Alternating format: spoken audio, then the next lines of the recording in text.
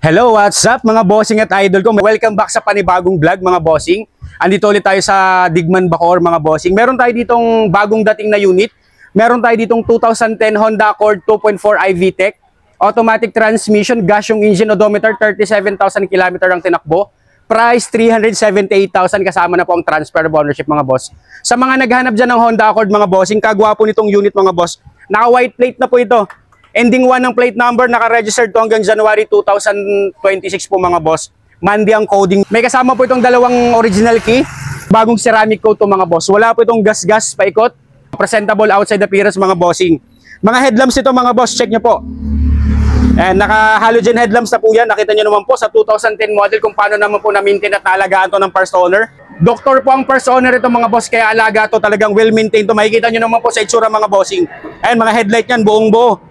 Wala pong mga crack, wala pong mga mga basag po mga bossing. Presentable po yung outside appearance. Meron na rin tong fog lamps mga boss. Nothing to fix. Mga gulong nito mga boss, naka 17 inches na mags at ang mga gulong nito bago pa po lahat. 2024 po production date. Ikot po tayo mga boss. Meron na po siyang repeater na signal light sa side mirror. Ito mga boss, ikutan nyo po natin. Mga tail light ito mga boss. Maayos po yung mga tail light niyan. Ayan. Quality po yung all intact po yung mga mga tail light nito mga boss. Tapos dito sa likod mayroon tong reverse camera. Tapos may 4 na reverse parking sensor mga bossing. Ayan. Presentable outside appearance. Wala ka na pong hahanapin dito sa 2010 model natin mga boss. Makinis po ito mga bossing. Flawless po ito. Check po natin yung interior nito. Ayan mga bossing. Ayan, iscan po natin mga boss. As usual po, pag nagbablog tayo, talagang chinecheck natin ng mabuti mga bossing. Ayan, i-scan po natin. Wala naman pong fault code sa scan natin. Ito naman pong 2010 natin na Honda Accord mga bossing. All power and all mechanism working well.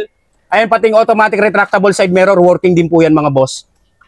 Ayan, wala pong hindi gumagana. Mga bintana niyan working po. Naka-power window na po yan. Meron siyang steering wheel cover, pero kahit alisin nyo po yung steering wheel cover niyan, maayos po yan, bombo. Napakababa lang po ng mileage nito mga bossing. 37,000 km lang pong tinakbo nito. Pwede nyo pong ipacheck sa mga bossing. Pwede nyo pong puntahan dito sa mga interesado. Tapos ito po, naka 10 inches Android head unit. May Apple CarPlay na po yan mga bossing. Yan. Aftermarket na po siya. Yan po yung kagandahan. Wala ka nang gagawin. Tapos may reverse camera na po yan dyan. Ay, nakita nyo po sa 2010 model. Oh, na-maintain po. Wala pong mga punit dyan. Wala pong Yan. Ganda po ng upuan yan mga boss. Tapos mayroon na siyang center armrest po dito. Ayan. Yan, lagayan. May dalawang cup holder dito mga boss. Ganon din po sa driver side dito. Maayos din po. Intact din po yung pagka-leather nito. Ito po yung stock leather niya po. Naka-premium leather na po ito. Power seat, gumagana po. Ayan, pati yung sandalan. Mga mating nito mga boss. Ayan, yung mga power seat, gumagana rin po yan. Mating. Ayan, yung carpet niya sa ilalim mga boss. Kung paano naman po talaga nakita nyo naman po. Ang linis po ng stock carpet na to. Start po natin yung engine. One click, one start tayo mga boss. Ayan. Shoutout dyan sa mga kababayan nating OFW, sa mga naghahanap dyan ng Honda Accord mga boss. Panalo to. Pasok na pasok to po sa inyo. 378,000. Pwede rin pong ipasok to ng financing. Open po natin yung aircon. Wala pong fault code dyan. Wala pong check engine dyan mga boss. Ayan. Actual mileage 37,000 km pong tinakbo. Shifting ito boss. Mga boss. Shifting ito. Check nyo po. Reverse. Neutral. Drive. Mayroon na daw sports mode mga boss. Wala pong wala pong kaldag to mga boss. Tsaka kung i-manual mode mo na, kung i-sports mode mo naman po mga boss, meron na tong paddle shifter. Ayan. Paddle shifter mga boss kung gusto mong i-manual mode. Goods na goods po shifting nito mga boss. Panalo po. Nothing to fix sa mga 2010 model, well maintained and well preserved unit to. Steering wheel natin boss, meron siyang audio control dito. And working din po yan mga bossing. Ayan na po yung reverse camera natin. Ganun po siya kalinot. Malaki po yung screen. Talagang kitang-kita nyo po yung likod. Eh, malamig po ang aircon with automatic climate control. Tsaka alam mo nyo naman po, pag Honda, talagang ito po yung mga gitong model, talagang mga pure Japan, talagang subok na talaga to sa kalsada at subok na talagang matitibay. Actually, pang executive car, katumbas to ng Camry. Glove box, check nyo po yung glove box natin. May kasama na pong manual and booklet mga bossing. Manual and booklet, tsaka dalawang original key. Check nyo po yung ceiling nito. Ayan. Ceiling mga boss, malinis po ito. Check po natin second row nito. Ayan mga boss, check niyo po yung second row nito. Meron na rin siyang ditong rear center aircon ventilation. Talagang komportable po talaga ang sakay nito. Nakikita niyo naman, meron sa likod, meron po siyang armrest, tapos may dalawang cup holder mga boss. Ganon din po dito sa second row po, ayos po yung legroom tsaka headroom nito. Maluwag, talagang komportable din po yung passenger dito sa second row mga boss. Tapos ganon din po dito, naka-carpet po yung carpet nito na stock. Malinis po yan. Wala pong mga himulmul o wala pong mga madudumi po dyan, malilinis po yan. Tsaka po tayo pag nagbablog dito po sa mga unit natin, sine-check po natin mabuti lalo sa mga natatakot po dyan na baka po nabaha, wala po tayong ganung issue dito. Pag ako nag-check, asahan nyo po talagang intact po yung unit natin. Yun po yung una natin sine-check. Walang bangga, hindi po nabaha. At syempre po yung papel, maayos po mga bossing. Goods naman po yung aircon dito sa rear center aircon ventilation po. Malamig po ang aircon dito. Tsaka kahit po dito wala to, yung buga po ng aircon sa harap, kitang-kita nyo, yun po yung view niyan. Mula dito sa second row hanggang sa harap, nakita nyo naman po kung gaano po ka-intact. Dashboard, maayos po yung dashboard nan. And mga boss, check nyo naman po yung trunk space natin. Meron na pong subwoofer yan mga boss. And nakasansuwi na subwoofer. Ang ganda po ng sound system nito mga bossing. May reserbang gulong. Ayan po, makapal pa po yung reserbang gulong nito. Ayan mga bossing, nasa 95% trade life pa po yung reserbang gulong. Kompleto ng tools, may early warning device. Nothing to fix po mga boss, kompleto po lahat to.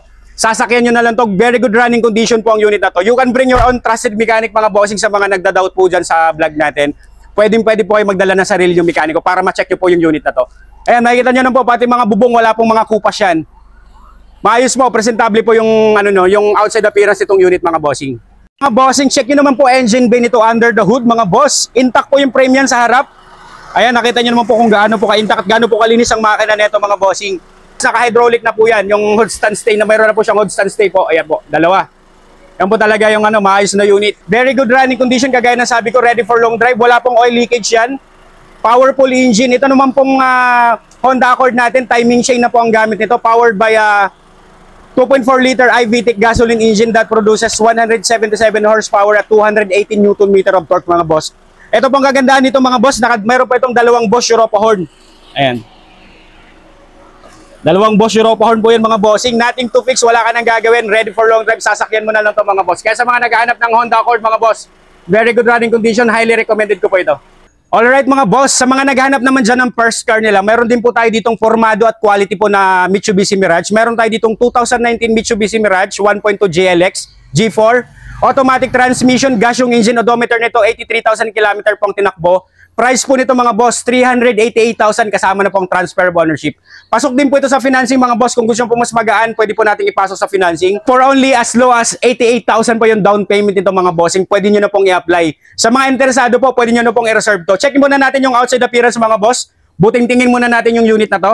Headlight nito maayos mga boss. Naka-LED na po yung headlamps niyan. Yan, aftermarket po, may fog lamps na po yan. Kompleto na po ito, nothing to fix. Mga headlight nito, malilinis po. Naka-full garnish set na po ito. Yan kung gaano po ka-presentable appearance ang unit na to. And naka 15 inches aftermarket na mags. And wala pong gutter marks. Sa mga gulong nito, makakapal pa mga bossing. Nasa 85% trade life po. Mas makapal yung nasa likod. 90% po yung nasa likod natin, 85% yung nasa harap. Walk around muna tayo mga boss sa unit na to. Ayan, presentable po yung outside appearance ito mga boss. Bagong ceramic coat din po ito. Pakita ko lang din po sa inyo, ito po yung tama niya dito. So, sinasabi ko nga sa inyo pag tayo nagbablog. Pero ito po, maliit lang po. Sumagi lang nang binuksan yung pinto. Pero as per owner po, bago po ibigay sa atin, ipipix na po ito, paparetouch na po ito. Yan lang po, the rest po, paikot, maayos na po yan. Roof natin ito, ayan po, naka-block na po yung roof nito. Kaganda po ng roof, wala pong mga faded dyan, wala pong mga gas-gas. Tapos ito po, kasama po ito sa rehistro. Itong natin, yung roof carrier natin, kasama rin po sa pag-rehistro yan. Meron na rin pong rain gutter po, naka-G4 po na rain gutter yan. Naka-shark fin antenna. Eh nakita nyo mga boss, yung na to, yung black niya sa taas. Ang ganda po, kaya yung po nagpa-elegante sa kanya. Ayan. Pati yung garnish po nito, yung naka-full garnish set na kasi ito. And gulong po sa likod, ganun din po, makapal din po yung gulong nito sa likod. Nasa 90% trade life pa po yan. Tapos wala naman pong gutter marks yung nito, yung mugs nito. Check po natin yung tail light nito mga boss. Ayan, tail light buong buo po yan. Wala pong mga crack po yan dyan. Buong buo po yung tail light nito. And ending 1 ng plate number mga boss, naka-register dito hanggang January 2026 po. Ayan, bumper po, maayos po yung bumper niyan. Ayan, naka-exhaust na rin po ito. Formado na po ito. Naka-LED na po yung tail lights nito mga boss, naka-LED na po. Ayan. Check po natin dito. Ganun po, yun lang po ang nakita kong tama doon. Yun po yung sinasabi natin na i-fix po natin yung bago po ibigay sa inyo. Pero sa mga naghahanap nito, pwede na po. Actually, hindi naman po kailangan. Hindi naman siya pangit tingnan, pero syempre, bilang sa mga nagbebenta po kami dito, kailangan namin talaga presentable yung unit. Kaya pag binigay namin sa inyo, paparetouch po namin yun mga boss. Ayan. Check po natin yung interior nito. Ayan mga bossing, kung gaano ka-fresh ang loob nito. 2019 model to mga boss. Naka-leather seat cover na po ito. Naka-stock stereo pa po yan. Tapos maayos po yung dashboard. Kahit alisin nyo po yung ano nito mga boss, yung seat cover na leather na seat cover, maayos po yung mga upuan nito. Wala pong punit yung fabric seats nito. Steering wheel mga boss. Ayan, nakita nyo naman po yung steering wheel. Kahit 83,000 na pong milyahin yan, buong buo po yung steering wheel yan. Wala pong back-back, wala pong faded dyan. Start po natin yung engine. Ayan mga boss, swabe. One click, one start po ito. Naka-deep dish mating na. Ang ganda po ng ano ito. Ang ganda po ng mating nito. Aftermarket na rin po ng mating na to. Formado na talaga ito mga boss. Open natin yung aircon. Yung result po ng scan natin. Ayan po. Wala po itong fault code mga boss. Walang kaba po sa mga naghahanap dyan ng Mirage po. Walang kaba po. Wala po itong issue. Pwede nyo pong ipacheck to sa kasa. You can bring your trusted mechanic. Wala pong problema. Shifting po nito. Goods. Reverse. Neutral. Drive. Wala po siyang shift shock. Wala pong kaldag yan mga bossing. Napaka-smooth po ng shifting nito. Yeah, malamig po ang aircon mga bossing with automatic climate control. Check po natin second row nito. Alright mga boss, kita nyo naman po yung second row nito. Ito pong nagpa-elegante dito. Ang ganda po ng leather seat cover nito. Check nyo ba, Boss Mike, ceiling. Pakita mo sa kanila kung gaano po kalinis ang ceiling na to. Ayan, maayos po ang ceiling, malinis yan mga bossing. Mayroon na pong, hindi ko po nasabi sa inyo kanina, mayroon na pong aftermarket na armrest po dito sa harap. Ayan, nakita nyo po.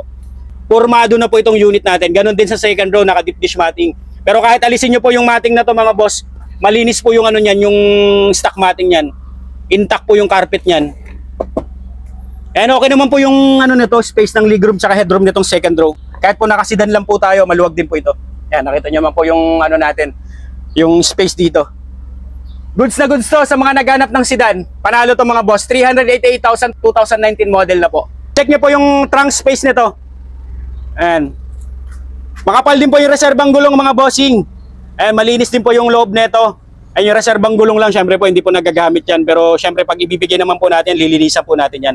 Tsaka maganda po yung ano nito, maganda yung lawanit na kasama nito. Yung iba, yan po yung una-unang nasisira. Ito buong buo pa po.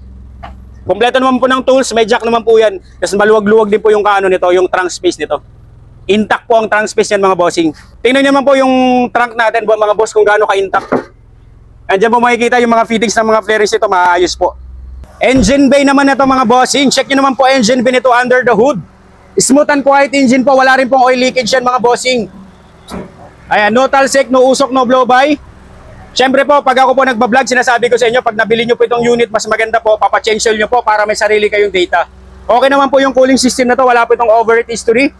Ito naman pong Mitsubishi Mirage natin, powered by a 1.2 liter gasoline engine that produces 76 horsepower at 100 Newton meter of torque mga boss. Kasuabi po ng engine na to. Very good running condition. May mga kasa markings pa po yan. Ayan po, nakita nyo po yung mga kasa markings pa po yan. Swabing-swabe po yung andar. Ayan. Kaya sa mga naghanap nito, 388,000 pwede pong ipasok ng financing mga bossing. Free transfer of ownership.